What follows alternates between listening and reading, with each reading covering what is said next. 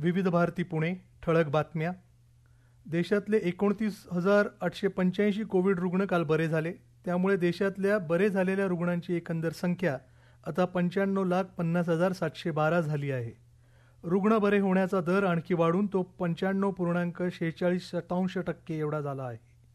काल दिवसभरात या आजारामुळे 347 रुग्णांच्या मृत्यूची नोंद झाल्याचं आरोग्य मंत्रालयानं आज सकाळी सांगितलं.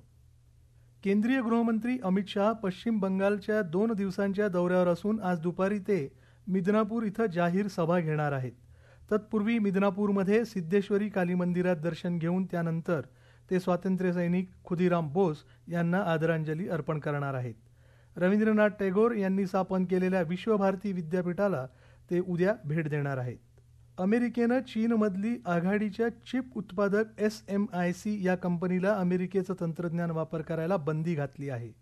या तंत्रज्ञानाचा वापर करून चीन आपलं लष्कर आधुनिक करत असल्याचा धोका लक्षात घेऊन ही बंदी घातली असल्याचं अमेरिकेचे वाणिज्य मंत्री विल्बर रॉस यांनी म्हटलं आहे. अमेरिकेच्या अत्याधुनिक तंत्रज्ञानाचा उपयोग प्रतिस्पर्धी देशाचं लष्करी बळ वाढवण्यासाठी होऊ देणार नाही, असं रॉस यांनी सांगितलं.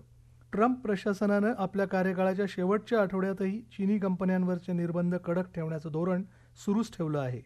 अमेरिकेनं SMIC ड्रोन निर्माता कंपनी DJI सह जवळजवळ डझनभर चीनी कंपन्यांवर निर्बंध आणले आहेत.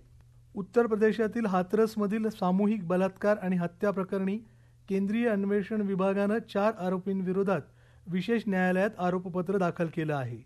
15 सप्टेंबर रोजी घडलेल्या या घटनेनंतर अत्यंत गंभीर परिस्थितीत संबंधित तरुणीला दिल्लीतील एम्स रुग्णालयात हलवण्यात आलं होतं. मात्र 15 दिवसांनी तिचा मृत्यू झाला होता.